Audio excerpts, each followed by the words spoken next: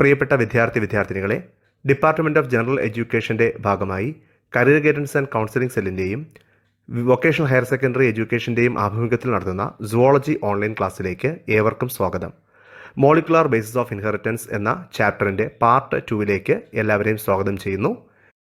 ഇന്നത്തെ ക്ലാസ്സിൽ നമ്മൾ പഠിക്കാൻ പോകുന്ന മേജർ ടോപ്പിക്സ് ആണ് DNA replication, transcription, the genetic code. ആദ്യമായി എന്താണ് DNA റെപ്ലിക്കേഷൻ, അതായത് DNA-യുടെ ഇരട്ടിപ്പിക്കൽ എന്നുള്ളതിൻ്റെ ഒരു ചെറിയ വിശദീകരണം പഠിക്കാം. While proposing the double helical structure four DNA, Watson and Crick proposed A scheme for replication of DNA. The scheme suggested that the two strands would separate and act as template for the synthesis of new complementary strands. This scheme was termed as semi-conservative DNA replication. വാട്സണും ക്രിക്കും ചേർന്നാണ് DNA-യുടെ ഇരട്ടിക്കൽ മാതൃക തയ്യാറാക്കിയത്. ചിത്രത്തിൽ കാണിച്ചിരിക്കുന്നത് പോലെ parent DNA-യുടെ 2 ഇഴകൾ വേർപിരിയുകയും അതിനുശേഷം അവ രണ്ടും template അല്ലെങ്കിൽ പുതിയ DNA ഇഴകൾ ഉണ്ടാകാനുള്ള അച്ചുകളായി പ്രവർത്തിച്ച് പുത്രിക ഇഴകളുടെ നിർമ്മാണത്തിന് അനുപൂരകങ്ങളായി പ്രവർത്തിക്കുന്നു. ഇരട്ടിക്കൽ കഴിഞ്ഞ് ഉണ്ടാകുന്ന 2 പുത്രിക DNA-കളിൽ ഓരോന്നിലും ഉള്ള 2 ഇഴകളിൽ ഒന്ന് മാതൃ ഇഴയും മറ്റേത് പുത്രിക ഇഴയും ആയിരിക്കും. ഇതിനെ അർദ്ധ സംരക്ഷിത DNA ഇരട്ടിക്കൽ അഥവാ semi conservative method of DNA replication എന്ന് പറയുന്നു. ആ ചിത്രം വ്യക്തമായി കാണുക. ആ റെഡ് കളറിലെ പാരൻ്റൽ DNA-യിൽ നിന്നും 2 പുത്രിക DNA-കൾ ഉണ്ടാകുന്നു. 2 പുത്രിക DNA-കളിലും ഉള്ള ഒരു ഇഴ പാരൻ്റൽ DNA ആണ്, മറ്റേതാകട്ടെ പുത്രിക DNA-യും ആണ്. ഇതാണ് semi conservative method of DNA replication. ഇനി നമ്മൾ പഠിക്കാൻ പോകുന്നത് DNA റെപ്ലിക്കേഷൻ എന്ന പ്രോസസ്സിനെ കുറിച്ചാണ്. ഈ DNA തന്മാത്രകളുടെ ഇരട്ടിക്കലിന് ആവശ്യമായ മെഷീനറിയെക്കുറിച്ചും അതിൽ പ്രവർത്തിക്കുന്ന പ്രധാനപ്പെട്ട രാസാഗ്നികൾ അല്ലെങ്കിൽ എൻസൈമുകളെക്കുറിച്ചും നമ്മൾ ഈ സ്ലൈഡിൽ വിശദമാക്കിയിരിക്കുന്നു. പ്രധാനമായിട്ടും ഉള്ള എൻസൈമുകളെ പറ്റി നമുക്ക് ആദ്യമായി പഠിക്കാം. 1. DNA gyrase or topoisomerase. This enzyme plays a crucial role in the opening of origin of DNA replication and removing of the positive supercoils that accumulate in front of the replication forks. അതായത് DNA ഗൈറേസ് അഥവാ ടോപ്പോ isomerase വിഭാഗത്തിൽപ്പെടുന്ന enzyme DNA-യിലെ നാച്ചുറലായ positive super കോയിൽസിനെ ഒഴിവാക്കി replication ഫോർക്കിൻ്റെ ഓപ്പണിങ്ങിന് സഹായിക്കുന്നു. Second enzyme, DNA helicase. This enzyme unwind the double helix at the replication fork by breaking hydrogen bonds.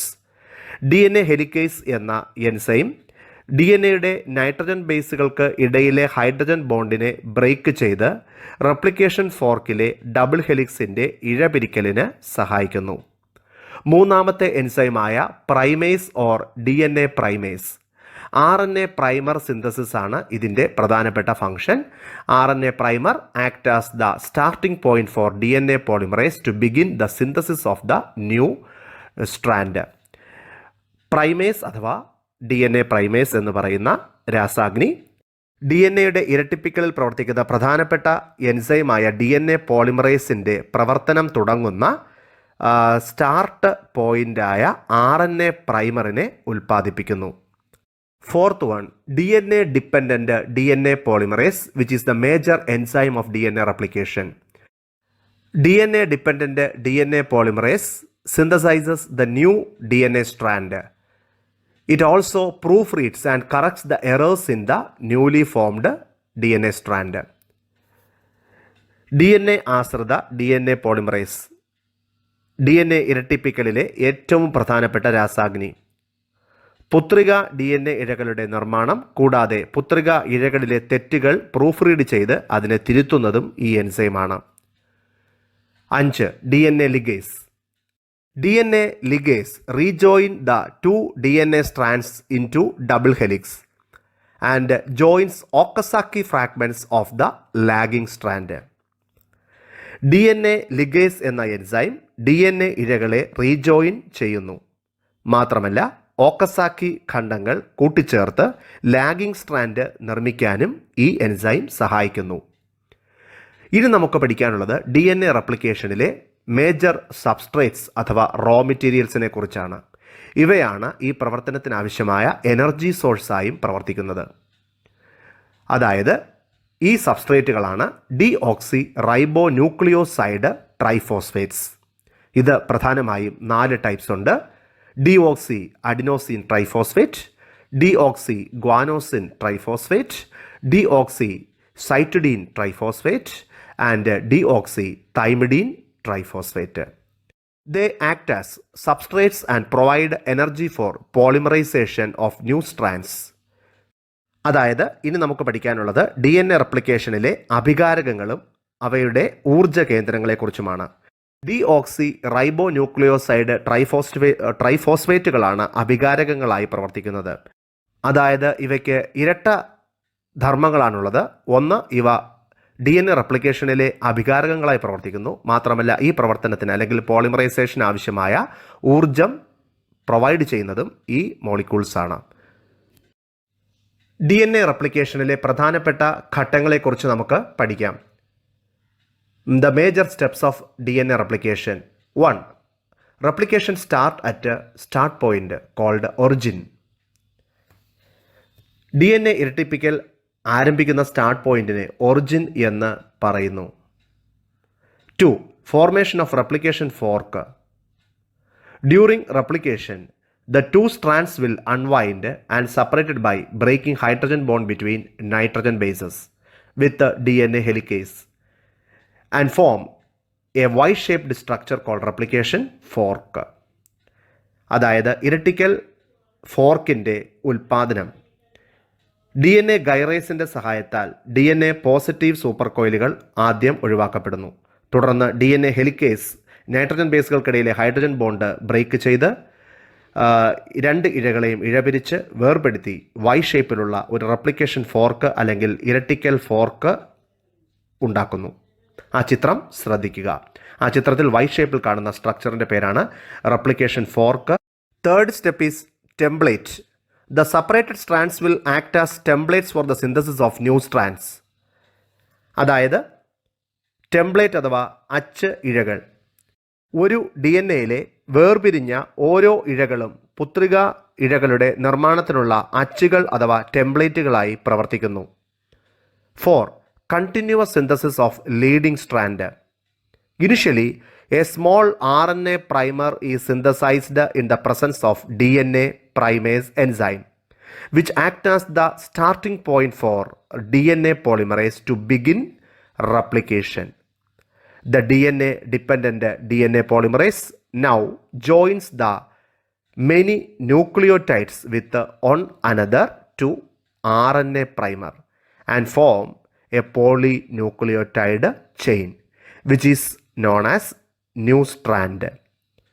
It is formed as a continuous stretch in 5' to 3' direction. This is a continuous synthesis. The strand is called leading strand.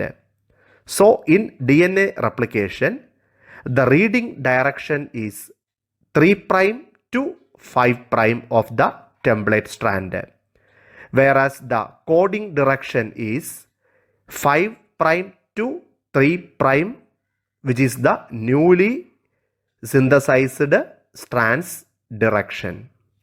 അതായത് leading ഇഴകളുടെ തുടർച്ചയായ നിർമ്മാണം. ആദ്യമായി DNA primer എന്ന രാസാഗ്നിയുടെ സഹായത്താൽ ഒരു ചെറിയ RNA primer 5' to 3' ഡയറക്ഷനിൽ ഉണ്ടാകുന്നു. ഈ സിംഗിൾ സ്ട്രാൻഡഡ് ആയ RNA പ്രൈമർ DNA പോളിമറേസിന് DNA ഇഴയുടെ ഇരട്ടിപ്പിക്കലിനുള്ള ആരംഭ ബിന്ദുവായി വർത്തിക്കുന്നു. തുടർച്ചയായി DNA ആശ്രിത DNA പോളിമറേസ് രാസാഗ്നി ന്യൂക്ലിയോടൈഡുകളെ നേരത്തെ ഉണ്ടായ RNA പ്രൈമറിൻ്റെ എൻഡുമായി കൂട്ടിച്ചേർത്ത് ഒരു പുതിയ പോളിന്യൂക്ലിയോടൈഡ് അഥവാ പുത്രിക ഇഴ ഉണ്ടാക്കുന്നു. തുടർച്ചയായി 5' ടു 3' ദിശയിൽ ഇങ്ങനെ തുടർച്ചയായി ഈ നിർമ്മാണം നടക്കുന്നു. ഈ ഇഴയെ ലീഡിംഗ് ഇഴയെന്ന് പറയുന്നു. അതിനാൽ റീഡിംഗ് ഡയറക്ഷൻ, അതായത് DNA ആശ്രിത DNA polymerase enzyme DNA template സ്ട്രാൻഡിനെ റീഡ് ചെയ്യുന്ന ഡയറക്ഷനാണ് റീഡിംഗ് ഡയറക്ഷൻ. ഇത് 3' ടു 5' ദിശയിലും പുതിയതായി ഉണ്ടാകുന്ന ലീഡിംഗ് സ്ട്രാൻഡ് നിർമ്മിക്കപ്പെടുന്ന ഡിറക്ഷൻ 5' ടു 3' ഡിറക്ഷനിലുമാണ്. അതായത് റീഡിംഗ് ഡിറക്ഷൻ 3' ടു 5'ഉം കോഡിംഗ് ഡിറക്ഷൻ 5' ടു 3' ഡയറക്ഷനും ആണ്. ആ ചിത്രം നോക്കി റെപ്ലിക്കേഷൻ ഫോർക്ക് എന്താണെന്നും continuous synthesis of leading strand എന്താണെന്നും റീഡിംഗ് ഡിറക്ഷനും കോഡിംഗ് ഡിറക്ഷനും വ്യക്തമായി മനസ്സിലാക്കുക. DNA റെപ്ലിക്കേഷൻ തുടരുന്നു. 5ാമത്തെ step, discontinuous synthesis of lagging strand. The DNA dependent DNA polymerase enzyme catalyze polymerization only in one direction, that is 5' to 3' direction. So it polymerizes the template with the polarity 3' to 5', which is the reading direction. Continuously this strand will synthesized, and other template with polarity 5' to 3' will be synthesized in discontinuous manner as discontinuous fragments. അതായത് തുടർച്ചയായ lagging സ്ട്രാൻഡിൻ്റെ നിർമ്മാണം ഒരു DNA ആശ്രിത DNA polymerase enzyme DNA അച്ച് ഇഴയായ 3' to 5' എന്ന template ഇഴയെ മാത്രമേ 5' to 3' ദിശയിൽ തുടർച്ചയായി നിർമ്മിക്കാൻ സാധിക്കുന്നുള്ളൂ. മറ്റേ ഇഴയായ 5' ടു 3' ഇഴയെ തുടർച്ചയല്ലാതെ വിട്ടുവിട്ടുള്ള ഖണ്ഡങ്ങളായിട്ടാണ് ഉൽപ്പാദിപ്പിക്കുന്നത്. So DNA dependent DNA polymerase synthesizes the other strand in small stretches or fragments called Okazaki fragments in 5' to 3' direction. This is called discontinuous synthesis. These Okazaki fragments are then joined together to form a new strand by an enzyme DNA ligase. This new strand is called lagging strand. അതായത് 5' to 3' ഡിറക്ഷനിലെ DNA ഇഴയെ അനുപൂരകങ്ങളാക്കി DNA dependent DNA polymerase ഉൽപ്പാദിപ്പിക്കുന്ന ഇതര ഇഴ ചെറിയ സ്ട്രെച്ചുകളായിട്ടാണ്, അല്ലെങ്കിൽ ചെറിയ തുടർച്ചയല്ലാത്ത വിട്ടുവിട്ടുള്ള ഖണ്ഡങ്ങളായിട്ടാണ് ഉൽപ്പാദിപ്പിക്കുന്നത്. 5' ടു 3' ദിശയിലെ ഈ ചെറു ഖണ്ഡങ്ങളെ ഓക്കസാക്കി ഖണ്ഡങ്ങൾ എന്ന് പറയുന്നു. ഇവ തുടർച്ചയല്ലാതെ നിർമ്മിക്കപ്പെടുന്നതിനാലാണ് ഖണ്ഡങ്ങൾ അഥവാ പീസുകളായി കാണുന്നത്. ഈ 5' ടു 3' ദിശയിലെ ഓക്കസാക്കി ഖണ്ഡങ്ങളെ അഥവാ ഫ്രാഗ്മെൻറ്റുകളെ കൂട്ടിച്ചേർത്ത് ഒരു പുതിയ ഇഴയാക്കി മാറ്റുന്ന രാസാഗ്നിയാണ് DNA ലിഗേസ്. ഇങ്ങനെ ഡിസ്കണ്ടിന്യൂസ് ആയി ഉണ്ടാകുന്ന ഇഴയെ ലാഗിംഗ് ഇഴ എന്ന് പറയുന്നു. ചിത്രം കണ്ട് ലാഗിംഗ് ഇഴയുടെ അല്ലെങ്കിൽ ലാഗിംഗ് സ്ട്രാൻഡിൻ്റെ നിർമ്മാണം മനസ്സിലാക്കുക. ഇതിന് അനുപൂരകമായി പ്രവർത്തിക്കുന്ന ടെംപ്ലേറ്റ് സ്ട്രാൻഡ് 5' ടു 3' ഡിറക്ഷനിലെ DNA ടെംപ്ലേറ്റ് സ്ട്രാൻഡാണ്. DNA ഡിപ്പെൻഡൻറ്റ് DNA പോളിമറൈസ് എൻസൈമിന് പോളിമറൈസേഷൻ എന്നുള്ള മേജർ ഫംഗ്ഷനെ കൂടാതെ മറ്റ് ചില ഫംഗ്ഷൻസുമുണ്ട്. ഇതിനെക്കുറിച്ച് താഴെ പ്രതിപാദിക്കുന്നു. Any mistakes during replication would result into mutations. Such errors like mismatches, wrong base pairing, etc. in newly synthesized strands were proofreaded and corrected by DNA polymerase.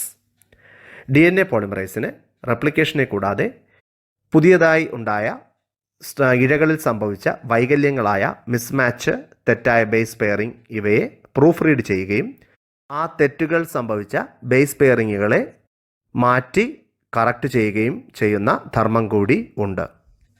നമ്മൾ നേരത്തെ പഠിച്ച ഒരു കാര്യം കൂടെയുണ്ട്.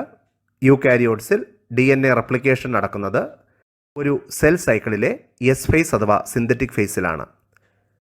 അതിനാൽ എസ് ഫേസ് നടന്നതിന് ശേഷം സെൽ ഡിവിഷൻ നടക്കാതിരുന്നാൽ അത് ക്രോമസോമിൻ്റെ ഇരട്ടിപ്പിക്കലിന് കാരണമാകുന്നു. ഈ കണ്ടീഷനെ പോളിപ്ലോയിഡി എന്ന് പറയുന്നു. ഈ സ്ലൈഡിലെ ചിത്രങ്ങൾ കാണുക. ഇടതുഭാഗത്ത് DNA replication, leading strand, lagging strand ഇവയെ സൂചിപ്പിക്കുന്ന ചിത്രം കൊടുത്തിരിക്കുന്നു. ഇവയുടെ സിന്തസിസും അതിൻ്റെ റീഡിംഗ് ഡിറക്ഷൻ, കോഡിംഗ് ഡിറക്ഷൻ ഒക്കെ നോക്കി വയ്ക്കുക. രണ്ടാമത്തെ ചിത്രം, അതായത് വലതുവശത്തുള്ള ചിത്രം എന്ന് പറയുന്നത് DNA റെപ്ലിക്കേഷൻ്റെ ഒരു ഡീറ്റെയിൽഡായ വിശദീകരണത്തിനെ റെപ്രസെൻ്റ് ചെയ്യുന്നു. ഇതിൽ ഉൾപ്പെടുന്ന രാസാഗ്നികളുടെ അല്ലെങ്കിൽ എൻസൈമുകളെക്കുറിച്ചും അവയുടെ ധർമ്മത്തെക്കുറിച്ചും റെപ്ലിക്കേഷനെയും അവിടെ വിശദമാക്കുന്നു. ജസ്റ്റ് അതൊന്ന് നോക്കി വയ്ക്കുക. ഏറ്റവും പ്രധാനം ആദ്യം കാണിച്ചിരിക്കുന്ന ചിത്രമാണ്. ഇതാണ് നിങ്ങൾക്ക് എക്സാമിനേഷന് ചോദിക്കാൻ സാധ്യതയുള്ളത്. ഒന്ന് മനസ്സിലാക്കാൻ വേണ്ടിയിട്ട് മാത്രമാണ് ആ രണ്ടാമത്തെ വലതുഭാഗത്തുള്ള വലിയ ചിത്രം കൊടുത്തിരിക്കുന്നത്. ഇനി നമുക്ക് പഠിക്കാനുള്ളത് റെപ്ലിക്കേഷൻ സ്പീഡിനെ കുറിച്ചാണ്, അതായത് ഇഴകളുടെ ഇരട്ടിക്കലിൻ്റെ വേഗതയെക്കുറിച്ച്. ഈക്കോളയിൽ ഇഴകളുടെ ഇരട്ടിക്കൽ വേഗത എന്ന് പറയുന്നത് 18 മിനിറ്റ്സ് ആണ്. അതായത് 2000 ബേസ് പെയർ പെർ സെക്കൻഡ് സ്പീഡിലാണ് റെപ്ലിക്കേഷൻ നടക്കുന്നത്. റെപ്ലിക്കേഷൻ യൂണിറ്റിന് റെപ്ലിക്കൺ എന്ന് പറയുന്നു. ഇതിൽ ഒരു DNA സെഗ്മെൻറ്റും അതിലെ ഒരു ഒറിജിനും ഉൾപ്പെടുന്നു. സെൻട്രൽ ഡോഗ്മയിലെ ആദ്യഘട്ടമായ DNA റെപ്ലിക്കേഷൻ നമ്മൾ പഠിച്ചു. അടുത്തതായി പഠിക്കാൻ പോകുന്നത് രണ്ടാമത്തെ ഘട്ടമായ ട്രാൻസ്ക്രിപ്ഷനാണ്. ട്രാൻസ്ക്രിപ്ഷനെ മലയാളത്തിൽ അനുലേഖനം എന്ന് പറയുന്നു. The process of copying of genetic information from one strand of the DNA into RNA. This process is called transcription. അതായത് DNAയുടെ ഒരു ഇഴയിൽ ഉള്ള ജനിതക വിവരങ്ങളെ RNAയിലേക്ക് പകർത്തുന്ന പ്രവർത്തനത്തെ അനുലേഖനം എന്ന് പറയുന്നു. It is also based on complementary base pairing. But here, in transcription, adenine pairs with a uracil instead of thymine, since mRNA lacks thymine. DNA റെപ്ലിക്കേഷനിലെ പോലെ തന്നെ അനുപൂരക നിയമങ്ങൾ തന്നെയാണ് ട്രാൻസ്ലേഷൻ്റെയും ആധാരം. ഒരു മാറ്റം മാത്രം. DNAയിലെ തൈമിനുകൾക്ക് പകരം യുറാസിലുകളാണ് അനുപൂരകങ്ങളായി RNAയിൽ വരുന്നത്. ഇതുമാത്രമാണ് വ്യത്യാസം. Major enzyme is DNA dependent RNA polymerase which catalyses polymerisation of RNA. That means the translation in 5' to 3' direction. DNAയുടെ ഒരു ഇഴയായ 3' to 5' അച്ച് ആക്കി അല്ലെങ്കിൽ ടെംപ്ലേറ്റ് ആക്കിയാണ് RNA പകർത്തപ്പെടുന്നത്. ഇത് ചെയ്യുന്ന പ്രധാനപ്പെട്ട രാസാഗ്നിയാണ് DNA ആശ്രിത RNA പോളിമറേസ്. അനുലേഖന ദിശ 5' to 3' ദിശയിൽ ആണ്. RNA polymerase is a DNA dependent enzyme. It translates one of the strand of DNA, that is the template strand, in the direction 3' to 5'. This particular strand is transcribed to RNA. അതായത് RNA അനുലേഖനം ചെയ്യപ്പെടുന്ന DNAയുടെ അച്ച് ഇഴയാണ് 3' to 5' ദിശയിലുള്ളത്. മറ്റേ ഇഴ അതായത് 5' to 3' ഇഴയ്ക്ക് അനുലേഖനത്തിൽ ഒരു റോളും ഇല്ല. ഇത് translation എന്ന ധർമ്മം വഹിക്കുന്നു. മാത്രമല്ല RNA ഈ ഇഴയുമായി അതായത് 5' to 3' ഡയറക്ഷനിലെ DNA ടെംപ്ലേറ്റ് ഇഴയുമായി പൂർണ്ണമായി സാമ്യവും പുലർത്തുന്നു. അതായത് ഈ 5' to 3' ഡയറക്ഷനിലെ DNA സ്ട്രാൻഡിൽ തൈമിനെ മാറ്റി യുറാസിൽ പ്രതിഷ്ഠിച്ചാൽ അത് ഒരു RNA മോളിക്യൂളുമായി പൂർണ്ണ സാദൃശ്യം തന്നെ കാണിക്കുന്നു. കാരണം RNAയിൽ തൈമിന് പകരം യുറാസിലാണ് കാണുന്നത്. ആ ചിത്രം നോക്കി മനസ്സിലാക്കുക. ഇങ്ങനെ DNAയിൽ 2 ഇഴകൾ ഉണ്ട്. ഒന്ന് 3' to 5' ഡയറക്ഷനിലുള്ളതും മറ്റൊന്ന് 5' ടു 3' ഡയറക്ഷനിലുള്ളതും. ഇവ ഓരോന്നിൻ്റെയും റോൾ എന്താണെന്ന് ഇനി പഠിക്കാം. ആദ്യമായി ടെംപ്ലേറ്റ് സ്ട്രാൻഡ് അഥവാ ആൻറ്റിസെൻസ് സ്ട്രാൻഡ്. ഇതിൻ്റെ ഡയറക്ഷൻ 3' ടു 5' ഡയറക്ഷനാണ്. This strand which is transcribed to RNA in 5' to 3' direction by RNA polymerase enzyme. 2. The coding strand or sense strand which is in 5' to 3' direction. This strand has no role in transcription. It plays an important role in translation. It is exactly similar to RNA except for thymine. നമ്മളിപ്പോൾ ഇതിനെപ്പറ്റി വിശദീകരിച്ചു കഴിഞ്ഞു. ഇനി ആ ചിത്രവും കൂടെ ശ്രദ്ധിക്കുക. ആ ചിത്രത്തിൽ DNA ഇരട്ട ഇഴകളെക്കുറിച്ചും അവയുടെ ഡയറക്ഷൻസിനെ കുറിച്ചും ഇതിലേത് സ്ട്രാൻഡാണ് ട്രാൻസ്ക്രിപ്ഷൻ ഉപയോഗിക്കുന്നതെന്നും ഏത് സ്ട്രാൻഡാണ് ഉണ്ടാകുന്ന RNA മോളിക്യൂളുമായിട്ട് സാമ്യം പുലർത്തുന്നു എന്നുള്ളതുമൊക്കെ പഠിച്ച് വയ്ക്കുക. ഇനി നിങ്ങളുടെ മനസ്സിൽ വരാവുന്ന ഒരു ചോദ്യമാണ്, DNA-ക്ക് 2 സ്ട്രാൻഡ് ഉണ്ടല്ലോ, ട്രാൻസ്ക്രിപ്ഷൻ സമയത്ത് എന്തുകൊണ്ടാണ് ഈ 2 സ്ട്രാൻഡുകളെയും കോപ്പി ചെയ്യാത്തത് എന്ന് ഒരു ചോദ്യം നിങ്ങൾക്ക് മനസ്സിലുണ്ടാകാം. During transcription both strands are not copied. Why? എന്തുകൊണ്ട്? 2 സ്ട്രാൻഡിനെയും ട്രാൻസ്ക്രൈബ് ചെയ്യാതിരിക്കുന്നതിന് 2 പ്രധാന കാരണങ്ങളാണ് ഉള്ളത്. അവ ഏതൊക്കെയാണെന്ന് നമുക്ക് പരിശോധിക്കാം. If both strands act as template, 2 RNA molecules are produced simultaneously. This would be complementary to each other. It forms a double-stranded RNA and that prevents translation. അതായത് 2 DNA അച്ച് ഇഴകളെ അടിസ്ഥാനമാക്കി 2 RNA-കൾ ഉണ്ടായാൽ ഇങ്ങനെ ഉണ്ടാകുന്ന 2 RNA-കൾ പരസ്പരം അനുപൂരകങ്ങളായിരിക്കും. ഇവ ഇരട്ട ഇഴയുള്ള RNA ആകുകയും ചെയ്യും. ഇത് മാംസ്യനിർമ്മാണ പ്രക്രിയ അഥവാ ട്രാൻസ്ലേഷൻ എന്ന പ്രോസസ്സിനെ തടയുകയും ചെയ്യുന്നു. Second reason, if both strands act as template, 2 different types of RNA molecules are produced. If they code for proteins, the sequence of amino acids in the protein will also be different, and this would complicate the genetic information transfer machinery. അതായത് 2 ഇഴകളും അച്ചുകൾ ആയി പ്രവർത്തിച്ചാൽ ഉണ്ടാകുന്ന 2 RNA തന്മാത്രകളും വ്യത്യസ്തങ്ങളായിരിക്കും.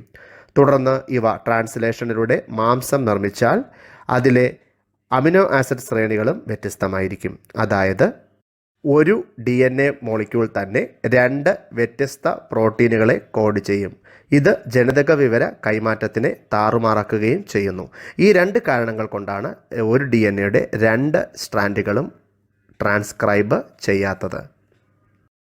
ഇനി എന്താണ് ഒരു transcription unit അഥവാ അനുലേഖന ഘടകം എന്ന് പരിശോധിക്കാം. A transcription unit is a segment of DNA. It has 3 major regions. 1. A promoter gene. 2. The structural genes. 3. A terminator gene. അതായത് ഒരു അനുലേഖന ഘടകത്തിന് 3 ഭാഗങ്ങളുണ്ട്. ഒരു പ്രോത്സാഹക ഘടകം, ഘടനാ ജീനുകൾ, ഒരു വിരാമ ഘടകം. ഇത്രയും ഉൾപ്പെടുന്നതാണ് ഒരു അനുലേഖന ഘടകം. ഇവയുടെ റോള് കൂടെ പരിശോധിക്കാം. ആദ്യമായി promoter is located towards 5' end, that is upstream. അതായത് ഒരു DNA-യുടെ 5' എൻഡിലെ അഗ്രത്തിൽ കാണുന്ന ജീനാണ് promoter gene. Here RNA polymerase binds. ഇവിടെയാണ് RNA പോളിമറേസ് എൻസൈം ബൈൻഡ് ചെയ്യപ്പെടുന്നത്. രണ്ടാമത്തെ മെയിൻ പാർട്ടാണ് സ്ട്രക്ചറൽ ജീൻ. ഒരു DNA-യുടെ 5' അപ്സ്ട്രീം എൻഡിൽ കാണുന്ന പ്രൊമോട്ടറിനും 3' ഡൗൺസ്ട്രീം എൻഡിൽ കാണുന്ന ടെർമിനേറ്ററിനും ഇടയിലായി കാണുന്ന ജീനുകളാണ് structural genes. The region between promoter and terminator where the transcription takes place. അതായത് സ്ട്രക്ചറൽ ജീനിൽ ഉൾപ്പെടുന്ന ടെംപ്ലേറ്റ് സ്ട്രാൻഡിലാണ് അനുലേഖനം നടക്കുന്നത്. Terminator gene. Terminator is located towards the 3' end, that is downstream. ഒരു DNA-യുടെ 3' ഡൗൺസ്ട്രീം എൻഡിൽ ആണ് ടെർമിനേറ്റർ കാണുന്നത്. ഇവിടെയാണ് അനുലേഖനം അവസാനിക്കുന്നത്. അതായത് ട്രാൻസ്ക്രിപ്ഷൻ സ്റ്റോപ്പ് ചെയ്യുന്നത് ഇവിടെയാണ്. ആ ചിത്രം ശ്രദ്ധയോടുകൂടി നിരീക്ഷിക്കുക. എക്സാമിനേഷന് ഈ ചിത്രം ചോദിച്ചിട്ട് ഇതിൻ്റെ പാർട്സുകൾ ലേബിൾ ചെയ്യാൻ ചോദിച്ചിട്ടുണ്ട്. വളരെ ശ്രദ്ധയോടുകൂടി നിരീക്ഷിക്കുക. നിങ്ങൾക്കവിടെ പ്രൊമോട്ടർ, ടെർമിനേറ്റർ, ജീനുകൾ, ഒപ്പം തന്നെ ഇതിനിടയിൽ സ്ട്രക്ചറൽ ജീനുകളെയും നിങ്ങൾക്ക് കാണാം. ഈ സ്ട്രക്ചറൽ ജീനിൻ്റെ രണ്ട് ഭാഗങ്ങളാണ് ടെംപ്ലേറ്റ് സ്ട്രാൻഡും കോഡിംഗ് സ്ട്രാൻഡും. അടുത്തതായി പഠിക്കേണ്ടത് transcription unit and the gene. ജീനും അനുലേഖന ഘടകവും. A gene is defined as the functional unit of inheritance. The DNA sequence coding for tRNA or a rRNA molecule also defined as a gene. പാരമ്പര്യത്തിൻ്റെ ധർമ്മപരമായ ഘടകമാണ് gene. ഒരു RNA അല്ലെങ്കിൽ tRNA എന്നീ തന്മാത്രകളെ code ചെയ്യുന്ന DNAയുടെ ഭാഗങ്ങളെ ജീനുകളെന്ന് പറയാം. What is A cistron? Cistron is a segment of DNA coding for a polypeptide during protein synthesis. ഒരു പോളിപെപ്റ്റൈഡിനെ പ്രതിനിധാനം ചെയ്യുന്ന ആലേപനങ്ങൾ ഉൾക്കൊള്ളുന്ന DNA ഖണ്ഡത്തിനെ സിസ്ട്രോൺ എന്ന് പറയുന്നു. ഇതനുസരിച്ച് ഘടന ജീനുകളെ രണ്ടായി തിരിക്കാം. പ്രോകാരിയോട്സിൽ കാണുന്ന പോളിസിസ്ട്രോണിക് കണ്ടീഷനും യൂകാരിയോട്സിൽ കാണുന്ന മോണോസിസ്ട്രോണിക് കണ്ടീഷനും. ആ ടേബിൾ ശ്രദ്ധിക്കുക. ഒരു യൂകാരിയോട്ടിലെ ഘടനാ ജീനുകൾ ഖണ്ഡിത ജീനുകൾ അഥവാ സ്പ്ലിറ്റ് ജീനുകളായി കാണുന്നു. അതായത് ഒന്ന് കോഡിംഗ് സീക്വൻസ് അഥവാ പ്രകട ശ്രേണികൾ ആയ എക്സോൺസും രണ്ട് നോൺ കോഡിംഗ് സീക്വൻസ് ആയ ഇൻട്രോൺസും. ഇവയെ ഭംഗശ്രേണികളെന്നും പറയുന്നു. അതായത് എക്സോൺസും ഇൻട്രോൺസും ഉൾപ്പെടുന്ന സ്പ്ലിറ്റ് ജീനുകൾ അടങ്ങുന്നതാണ് യൂകാരിയോട്സിലെ ഘടനാ ജീനുകൾ അഥവാ സ്ട്രക്ചറൽ ജീനുകൾ. ഇതിൽ എക്സോൺസ് മാത്രമേ കോഡ് ചെയ്യപ്പെടുന്നുള്ളൂ. ഇൻട്രോൺസ് കോഡ് ചെയ്യപ്പെടുന്നില്ല. അതുകൊണ്ട് സ്ട്രക്ചറൽ ജീൻസിലെ ഈ ടെംപ്ലേറ്റ് സ്ട്രാൻഡ് ട്രാൻസ്ക്രൈബ് ചെയ്തുണ്ടാകുന്ന RNAയിലും ഇൻ്റർവൈനിങ് സീക്വൻസായ ഈ ഇൻട്രോൺസുകൾ ഉണ്ടാകും. ഇവയെ റിമൂവ് ചെയ്യുന്നതിനായി അവിടെ RNAയ്ക്ക് സ്പെഷ്യൽ പ്രോസസ്സിംഗ് വേണ്ടിവരുന്നു. എന്നാൽ പ്രോകാരിയോട്സിൻ്റെ കാര്യമെടുത്താൽ ബാക്ടീരിയ പോലുള്ള ജീവികളിൽ ഈ സ്പ്ലിറ്റ് ജീനുകൾ കാണുന്നില്ല. ഇത് ഒന്നിലേറെ പോളിപെപ്റ്റൈഡ് ചെയിൻസിനെ കോഡ് ചെയ്യുന്നു. എന്നാൽ യൂകാരിയോട്സിൽ ഒരു പോളിപെപ്റ്റൈഡ് ചെയിനിനെ മാത്രമേ സ്ട്രക്ചറൽ ജീൻ കോഡ് ചെയ്യുന്നുള്ളൂ. ഇനി ഓർക്കേണ്ട ഒരു പ്രധാനപ്പെട്ട കാര്യം, DNA-യിലെ പ്രൊമോട്ടർ ജീൻ അഥവാ പ്രോത്സാഹക ഘടകങ്ങൾ ഘടനാ ജീനുകളിലെ അല്ലെങ്കിൽ സ്ട്രക്ചറൽ ജീൻസിലെ റെഗുലേറ്ററി ജീൻ അഥവാ നിയന്ത്രണ ജീനുകൾ, വിരാമ ഘടകങ്ങൾ അഥവാ ടെർമിനേറ്റർ ജീനുകൾ ഇവ ഒന്നും തന്നെ, അതായത് ഇവ മൂന്നും RNAയോ പ്രോട്ടീനോ ആയി കോഡ് ചെയ്യപ്പെടുന്നില്ല. അടുത്തതായി ട്രാൻസ്ക്രിപ്ഷൻ എന്ന പ്രോസസ്സിലേക്ക് നമുക്ക് കടക്കാം. ട്രാൻസ്ക്രിപ്ഷൻ ഇൻ പ്രോകാരിയോട്സ് ആണ് ആദ്യം പഠിക്കുന്നത്. പ്രോകാരിയോട്സിലെ അനുലേഖനം. Transcription is the synthesis of messenger RNA or mRNA from DNA. The genetic information flows from DNA into protein through a messenger RNA or mRNA. This is called transcription. In bacteria, there are three major types of RNAs. They are 1. Messenger RNA or mRNA. മലയാളത്തിൽ ഇതിനെ സന്ദേശവാഹക RNA എന്ന് പറയുന്നു. 2. tRNA or transfer RNA. മലയാളത്തിൽ ഇതിനെ സ്ഥാനാന്തര ഗമന RNA എന്ന് പറയുന്നു. 3. rRNA or ribosomal RNA. ഇവയുടെ functions കൂടെ പഠിക്കാം. Messenger RNA act as template for translation. സന്ദേശവാഹക RNAകൾ മാംസനിർമ്മാണം അഥവാ ട്രാൻസ്ലേഷൻ പ്രക്രിയയിലെ അച്ചുകളായി പ്രവർത്തിക്കുന്നു.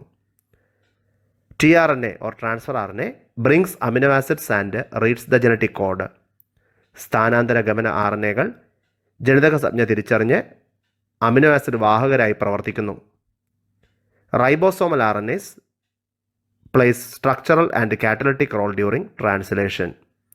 റൈബോസോമൽ RNAകൾ മാംസ്യ സംശ്ലേഷണ പ്രക്രിയയിൽ അല്ലെങ്കിൽ ട്രാൻസ്ലേഷനിൽ ഘടനാപരമായും രാസത്വരകപരമായും പ്രവർത്തിക്കുന്നു. In prokaryotes like bacteria, synthesis of all type of these RNAs are catalyzed by a single DNA-dependent RNA polymerase. This process is called transcription. അതായത് പ്രോകാരിയോട്ടുകളായ ബാക്ടീരിയകളിൽ ഈ എല്ലാത്തരം RNAകളെയും നിർമ്മിക്കുന്നത് DNA ആശ്രിത RNA പോളിമറേസ് എൻസൈമാണ്. ഈ പ്രക്രിയയെ അനുലേഖനം എന്ന് പറയുന്നു. ഇനി അനുലേഖനത്തിലെ ഘടകങ്ങളെപ്പറ്റി പരിശോധിക്കാം. ഒരു അനുലേഖന പ്രക്രിയ അല്ലെങ്കിൽ ട്രാൻസ്ക്രിപ്ഷനിൽ പ്രധാനമായും വേണ്ടിവരുന്ന ഘടകങ്ങളാണ് നമ്മളിനി പഠിക്കാൻ പോകുന്നത്. ആദ്യമായി ടെംപ്ലേറ്റ് ഓഫ് ട്രാൻസ്ക്രിപ്ഷൻ, അതായത് ടെംപ്ലേറ്റ് സ്ട്രാൻഡ്, അച്ച് ഇഴ. DNA-യുടെ 3' to 5' ദിശയിലുള്ള ഈ ഇഴയാണ് ട്രാൻസ്ക്രിപ്ഷൻ്റെ അച്ച് ഇഴ അല്ലെങ്കിൽ ടെംപ്ലേറ്റ് സ്ട്രാൻഡായി പ്രവർത്തിക്കുന്നത്. 2. പ്രധാന രാസാഗ്നി, the major enzyme, DNA dependent RNA polymerase enzyme. DNA ആശ്രിത RNA പോളിമറൈസ് എൻസൈമാണ് ട്രാൻസ്ക്രിപ്ഷൻ പ്രോസസ്സ് അല്ലെങ്കിൽ അനുലേഖന പ്രക്രിയയിലെ സുപ്രധാന രാസാഗ്നി. 3. അനുലേഖനത്തിൻ്റെ പ്രധാനപ്പെട്ട ഘട്ടങ്ങൾ. 1. ഇനിഷ്യേഷൻ അഥവാ പ്രാരംഭഘട്ടം. 2. ഇലോങ്ങേഷൻ അഥവാ ദീർഘീകരണം. 3. ടെർമിനേഷൻ അഥവാ വിരാമഘട്ടം. ഇവയെക്കുറിച്ച് നമുക്കിനി വിശദമായി പഠിക്കാം. Now we can discuss about the major steps of transcription in prokaryotes. അതായത് പ്രോകാരിയോട്സിലെ അനുലേഖന പ്രക്രിയയുടെ പ്രധാന ഘട്ടങ്ങളെക്കുറിച്ച് നമ്മൾ ഇനി പഠിക്കാൻ പോവുകയാണ്. ആ ഘട്ടങ്ങളും ആ തന്നിരിക്കുന്ന ചിത്രവും കമ്പയർ ചെയ്ത് പഠിക്കാൻ ശ്രമിക്കുക. 1. ഇനിഷ്യേഷൻ അഥവാ പ്രാരംഭഘട്ടം. RNA polymerase binds to the promoter site of DNA. This binding of RNA polymerase with the DNA causes the local unwinding of DNA double helix. Now, an initiation factor called sigma factor present in RNA polymerase initiates the RNA synthesis in 5' to 3' direction. അതായത് ആദ്യഘട്ടമായ പ്രാരംഭഘട്ടം അഥവാ initiation. RNA polymerase enzyme DNA-യിലെ പ്രാരംഭ ഘടകത്തോട് ചേരുന്നതോടുകൂടി DNA ഇഴ പിരിഞ്ഞ് ഒരു വിടവ് സൃഷ്ടിക്കുകയും തുടർന്ന് RNA polymerase പ്രോത്സാഹക ഘടകമായ sigma ഫാക്ടറുമായി ചേർന്ന് അനുലേഖനം ആരംഭിക്കുകയും ചെയ്യുന്നു. ഇങ്ങനെ അനുലേഖനം ആരംഭിച്ച് ഉണ്ടാകുന്ന RNA സ്ട്രാൻഡ് 5' to 3' ദിശയിൽ ആയിരിക്കുമല്ലോ. കാരണം ഇത് കോഡ് ചെയ്യുന്ന DNA-യുടെ ടെംപ്ലേറ്റ് സ്ട്രാൻഡ് 3' to 5' ഡയറക്ഷനിൽ ആണ്.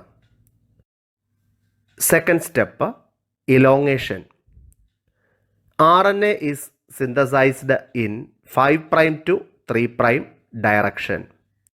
Here, DNA-dependent RNA polymerase uses nucleoside triphosphates as substrates and polymerizes the new RNA strand, which is complementary to the base sequence in the DNA template, which is in 3' to 5' direction. Diagram ശ്രദ്ധയോടുകൂടി നിരീക്ഷിക്കുക. അതായത് രണ്ടാമത്തെ ഘട്ടമായ ദീർഘീകരണം.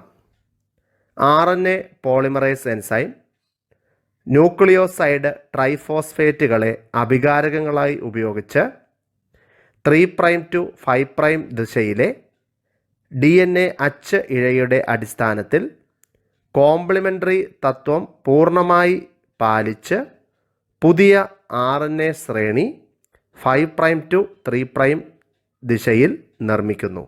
ആ ചിത്രം ശ്രദ്ധയോടുകൂടി നിരീക്ഷിക്കുക. Third step, termination. Here a termination factor called rho factor binds to the RNA polymerase and terminates the transcription. അതായത് അവസാന ഘട്ടമായ വിരാമഘട്ടം.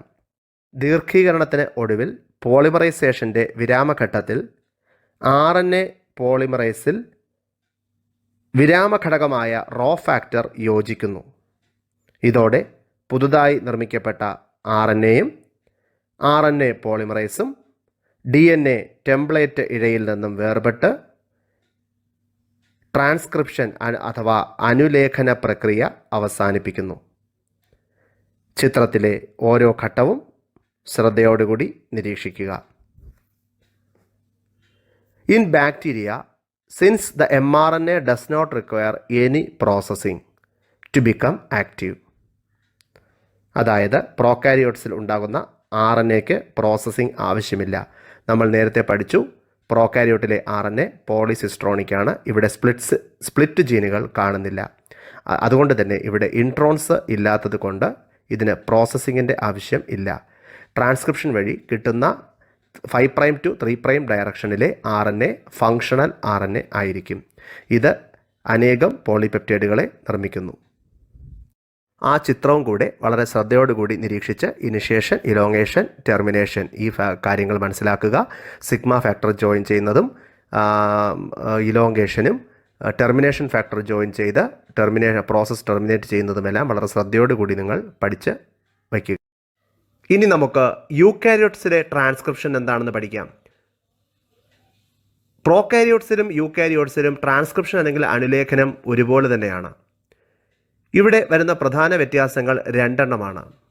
അതായത് 2 അഡീഷണൽ കോംപ്ലക്സിറ്റീസ് ഇവിടെ ഉണ്ട്. ഒന്ന്, ഇവിടെ 3 ടൈപ്പ് RNA പോളിമറൈസസ് ഉണ്ട്. രണ്ടാമത്, ഇവിടെ ലഭിക്കുന്ന പ്രൈമറി ട്രാൻസ്ക്രിപ്റ്റായ ഹെട്രോജീനസ് ന്യൂക്ലിയർ RNAക്ക് അഡീഷണൽ പ്രോസസ്സിംഗ് വേണ്ടി വരുന്നു. കാരണം നമ്മൾ നേരത്തെ പറഞ്ഞു, യൂകാരിയോട്സിലെ സ്ട്രക്ചറൽ ജീൻസ് മോണോസിസ്ട്രോണിക് ആണ്. കാരണം ഇവയിൽ സ്പ്ലിറ്റ് ജീൻസുകളുണ്ട്. അതുകൊണ്ട് തന്നെ ഇവയുടെ ഇത്തരം mRNAകളിൽ എക്സോൺസുകളും ഫങ്ഷൻലെസ്സായ ഇൻട്രോൺസും ഉണ്ടാകും. ഈ ഇൻട്രോൺസുകളെ റിമൂവ് ചെയ്യേണ്ടത് അനിവാര്യമാണ്. ഇതിന് സ്പെഷ്യൽ പ്രോസസ്സിംഗ് വേണ്ടി വരുന്നു. അതിനെക്കുറിച്ചാണ് നമ്മൾ ഈ സ്ലൈഡിൽ ഡിസ്കസ് ചെയ്യുന്നത്. ആദ്യമായി 3 ടൈപ്പ് RNA പോളിമറൈസുകൾ എന്താണെന്ന് പഠിക്കാം.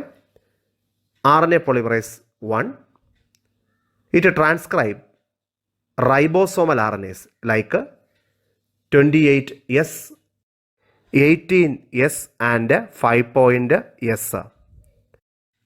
RNA polymerase 2, which is the major RNA polymerase that transcribes the precursor mRNA, that is heterogeneous nuclear RNA or hnRNA. RNA polymerase 3, which transcribes tRNA or transfer RNA and 5S rRNA. And small nuclear RNAs, snRNAs. These are the 3 RNA polymerases found in eukaryotes. Now, regarding the processing of heterogeneous nuclear RNA. After transcription, we get the primary transcripts, which are called heterogeneous nuclear RNA, as they contain functional exons and non-functional introns. The non-functional introns should be removed. In order to remove the non-functional introns, special processing is necessary. The processing include 3 steps: splicing, capping and tailing. ആ ചിത്രം ശ്രദ്ധിക്കുക. ട്രാൻസ്ക്രിപ്ഷനിലൂടെ പുറത്തു വരുന്ന primary ട്രാൻസ്ക്രിപ്റ്റായ hnRNAയിൽ 3 type processing നടത്തിയാണ് ഇതിനെ functional messenger RNA ആക്കി മാറ്റുന്നത്. അതിലെ പ്രധാന ഘട്ടങ്ങളാണ് സ്പ്ലൈസിംഗ്, ക്യാപ്പിംഗ് ആൻഡ് ടെയിലിംഗ്. ആദ്യമായി എന്താണ് സ്പ്ലൈസിംഗ് എന്ന് നോക്കാം. From heterogeneous nuclear RNA, introns are removed and exons are joined together with the help of small nuclear RNAs or snRNAs called spliceosomes. അതായത് സ്പ്ലൈസിയോസോംസ് എന്ന സ്മോൾ ന്യൂക്ലിയർ RNAയുടെ സഹായത്താൽ ഹെട്രോജിനസ് RNAയിൽ നിന്നും ഇൻട്രോൺസിനെ remove ചെയ്ത് exons മാത്രമാക്കുന്ന പ്രക്രിയയാണ് സ്പ്ലൈസിംഗ്. 2. Capping.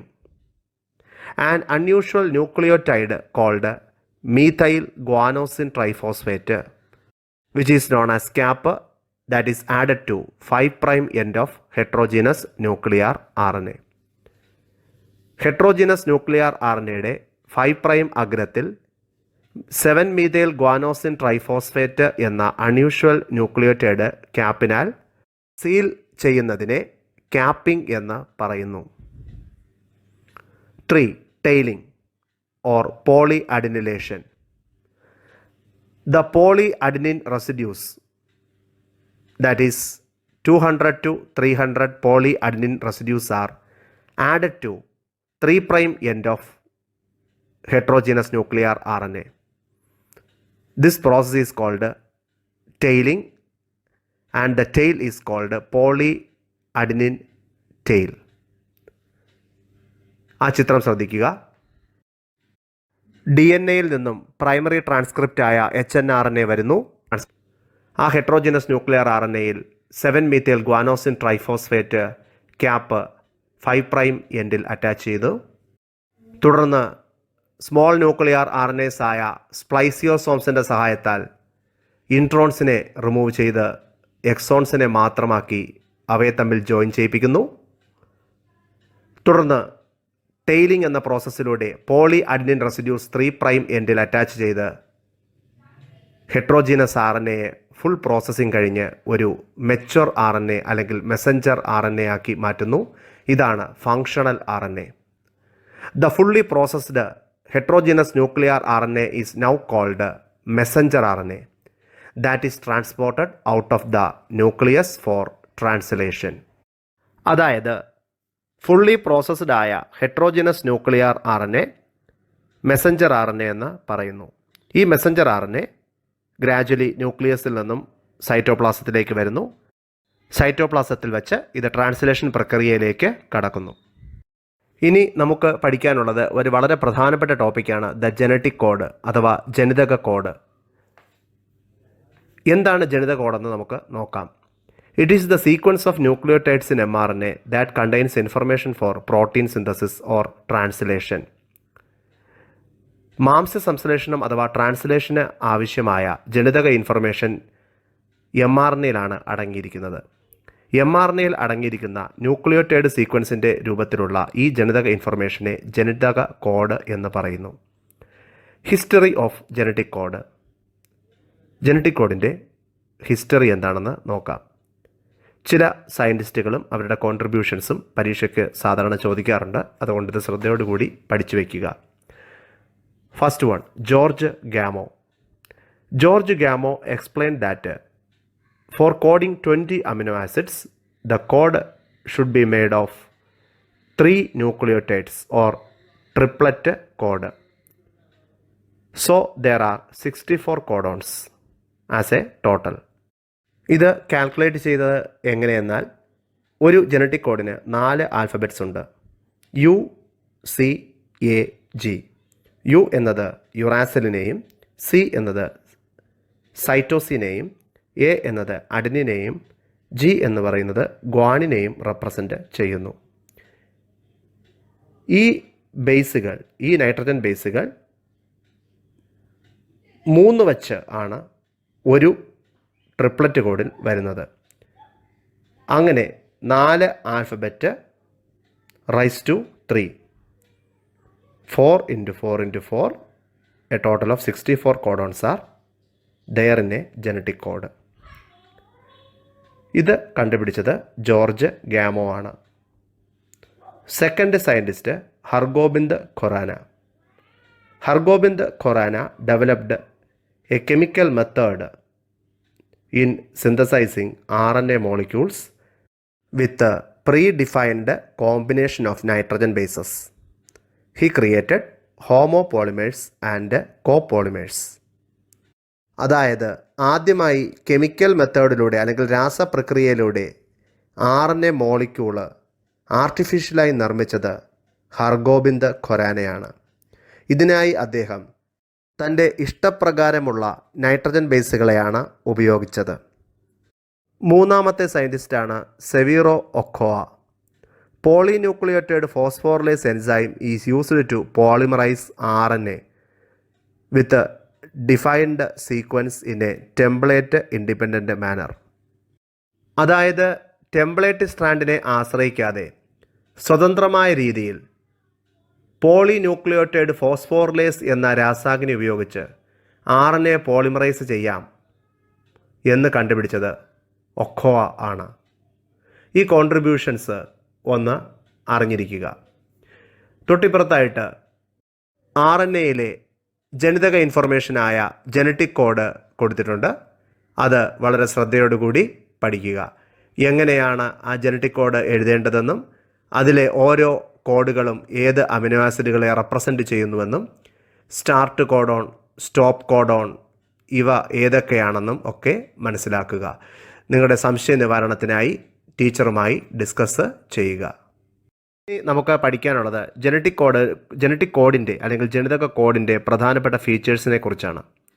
ഈ പറഞ്ഞിരിക്കുന്ന ഫീച്ചേഴ്സ് പരീക്ഷയ്ക്ക് സ്ഥിരം ചോദിക്കുന്നതാണ്. ഈ 6 ഫീച്ചേഴ്സും വളരെ ശ്രദ്ധയോടുകൂടി പഠിച്ചിരിക്കുക.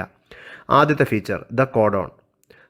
Codon it is A 3-letter code, popularly known as triplet code. Out of the 64 triplet codon, 61 codons are coded for amino acids. They are called sense codons. The remaining 3 codons do not code for any amino acids, so they are called stop codons or nonsense codons. Genetic കോഡിലെ കോഡുകൾ 3-letter ആണ്. 3 alphabet അടങ്ങുന്ന കോഡുകളാണ്. ഇവയെ triplet കോഡെന്ന് പറയുന്നു. ആകെ 64 triplet കോഡുകളുള്ളതിൽ 61 കോഡ്സും amino ആസിഡുകളെ code ചെയ്യുന്നു. ഇവയെ sense കോഡോണുകൾ എന്ന് പറയുന്നു. ബാക്കിയുള്ള 3 കോഡോൺസ് ഒരു അമിനോ ആസിഡിനെയും കോഡ് ചെയ്യുന്നില്ല. അതിനാൽ ഇവയെ നോൺസെൻസ് കോഡോൺസ് അഥവാ സ്റ്റോപ്പ് കോഡോൺ അല്ലെങ്കിൽ ടെർമിനേറ്റർ കോഡോൺസ് എന്ന് പറയുന്നു. Genetic code is unambiguous and specific. This means 1 codon codes for only 1 amino acid. അതായത് ഒരു കോഡ് ഒരു അമിനോ ആസിഡിനെ മാത്രമേ കോഡ് ചെയ്യുന്നുള്ളൂ. സംശയമുണ്ടെങ്കിൽ നിങ്ങൾക്ക് ജനറ്റിക് കോഡ് ചാർട്ട് പരിശോധിക്കാം. 3. Degeneracy of codon. വളരെ പ്രധാനപ്പെട്ട ഒരു ഫീച്ചറാണ്. അതായത് some amino acids are coded by more than 1 codon. അതായത് ചില അമിനോ ആസിഡുകളെ ഒന്നിലധികം കോഡോണുകൾ കോഡ് ചെയ്യുന്നു. ഇത് ശരിയാണോ എന്ന് ജനറ്റിക് കോഡിൻ്റെ സഹായത്താൽ, ആ തന്നിരിക്കുന്ന ചാർട്ടിൻ്റെ സഹായത്താൽ പരിശോധിക്കുക. ഇത്തരം അമിനോ ആസിഡുകൾ ഏതാണെന്ന് നിങ്ങൾ സ്വയം കണ്ടെത്താൻ ശ്രമിക്കുക. 4th feature no punctuations and overlapping. This means the codon in mRNA is read in a contiguous fashion. There are no punctuations or overlapping. അതായത് ഒരു mRNAയിലെ കോഡോണുകളെ തുടർച്ചയായ രീതിയിൽ പങ്ക്ച്വേഷൻസോ ഓവർലാപ്പിങ്ങോ ഇല്ലാതെ ആണ് ട്രാൻസ്ലേറ്റ് ചെയ്യപ്പെടുന്നത്. 5th point the genetic code is universal. From bacteria to human the triplet code UUU codes for phenylalanine, but some exceptions are found in mitochondrial codons and some in protozoans. അതായത് ജനിതക code എല്ലാ ജീവികൾക്കും ഒരുപോലെയാണ്. ജനിതക കോഡിലെ 63 കോഡുകളും സ്പെസിഫിക്കായ amino ആസിഡുകളെയാണ് എല്ലാ ജീവജാലങ്ങളിലും code ചെയ്യുന്നത്. ഉദാഹരണമായി UUU എന്ന ട്രിപ്ലറ്റ് കോഡ് എല്ലാ ജീവികളിലും ഫിനൈൽ അലനീൻ എന്ന അമിനോ ആസിഡിനെ കോഡ് ചെയ്യുന്നു. എന്നാൽ ഇതിന് എക്സെപ്ഷൻസ് ഉണ്ട്. ഉദാഹരണമായി മൈറ്റോകോൺട്രിയയ്ക്കും പ്രോട്ടോസോവൻസിനും സ്പെഷ്യൽ കോഡുകളാണ് ഉള്ളത്. ഇതിൽ വേരിയേഷൻസ് വരാം. The last feature initiation codons or start codons, and termination codons or stop codons. AUG, it is a triplet code. It has dual functions. It acts as initiator codon. In eukaryote, it codes methionine, which is the first amino acid in the protein chain of eukaryotes. And in prokaryotes, AUG codes formyl methionine as first amino acids of a prokaryotic protein chain. Similarly, UAA, UAG, and UGA are three triplet codes which act as terminator codons because they do not code any amino acids. So they terminate the protein chain as the ribosome reaches these terminator codons. These are major 6 salient features of a genetic code. In this slide, we are going to discuss about the mutations and their impact in genetic code. There are 2 major mutations that have a strong impact in genetic code. One is point mutations, second one is frame shift mutations or insertion or deletion mutations. Point mutation, it is the insertion or deletion of a single base pair. It may result in loss or gain of a gene and so its function. Example, sickle cell anemia. It is caused due to point mutation. We already studied. The second one is frame shift mutations. These are insertion or deletion mutations in large scale. Insertion or deletions of 1 or 2 bases that changes the reading frame from the point of insertion or deletions. Insertion or deletions of 3 nitrogen bases, that means a full codon or multiple codons. Here 1 or multiple amino acids are inserted or deleted. From that point onwards, the reading frame remains unaltered. അതായത് ജനറ്റിക് കോഡിൽ പ്രധാനമായും impact ഉണ്ടാക്കുന്ന 2 mutations ആണ് point മ്യൂട്ടേഷൻസും frame shift മ്യൂട്ടേഷൻസും. Point mutation ഒരു single base പെയറിൽ ഇൻസേർഷൻ ഡെലീഷൻ നടക്കുന്നു. അതിന് ഉദാഹരണമാണ് സിക്കിൾ സെൽ അനീമിയ, നമ്മൾ ആൾറെഡി പഠിച്ചതാണ്. രണ്ടാമത്തെ മ്യൂട്ടേഷൻ എന്ന് പറയുന്നത് ഫ്രെയിം ഷിഫ്റ്റ് മ്യൂട്ടേഷൻ ആണ്. ഇത് ഇൻസേർഷൻ ഓർ ഡെലീഷൻ മ്യൂട്ടേഷൻസ് ആണ്. ഇതൊരു ലാർജ് സ്കെയിൽ മ്യൂട്ടേഷൻ ആണ്. ഇവിടെ 3 അതിലധികമോ നൈട്രജൻ ബേസുകളിൽ ഇൻസേർഷനോ ഡെലീഷൻസോ സംഭവിച്ച് ഒരു ഫുൾ കോഡോണോ മൾട്ടിപ്പിൾ കോഡോൺസോ ഡിലീറ്റ് ആവുകയോ ആഡ് ചെയ്യുകയോ ചെയ്യപ്പെടുന്നു. ഇങ്ങനെ വരുമ്പോൾ മൾട്ടിപ്പിൾ അമിനോ ആസിഡ്സുകൾ ഇൻസേർട്ട് ചെയ്യുകയോ ഡിലീറ്റ് ആയി പോവുകയോ ചെയ്യാം. ഇത് 2 കേസ് സംഭവിച്ചാലും ഉണ്ടാകുന്ന പ്രോട്ടീൻ ട്രങ്കേറ്റഡ് ആയിരിക്കും. അതായത് അൺയൂഷ്വൽ പ്രോട്ടീൻസ് ആയിരിക്കും അല്ലെങ്കിൽ അബ്നോർമൽ പ്രോട്ടീൻസ് ആയിരിക്കും ഉണ്ടാവുക. ഇതോടുകൂടി നമ്മുടെ ഇന്നത്തെ ക്ലാസ്, അതായത് പാർട്ട് 2 സെഷൻ അവസാനിക്കുകയാണ്. ഈ പറഞ്ഞ ടോപ്പിക്കുകളെല്ലാം തന്നെ എക്സാമിനേഷന് വളരെ പ്രധാനപ്പെട്ടതാണ്. അതുകൊണ്ട് വളരെ ശ്രദ്ധയോടുകൂടി വളരെ മനസ്സിരുത്തി ഈ കാര്യങ്ങൾ പഠിക്കുക. അടുത്ത പാർട്ട് 3യോടുകൂടി ഈ ചാപ്റ്റർ അവസാനിക്കും. ഇതുവരെ ക്ലാസ് ശ്രദ്ധിച്ചിരുന്ന എല്ലാ വിദ്യാർത്ഥിനികൾക്കും നന്ദി, നമസ്കാരം.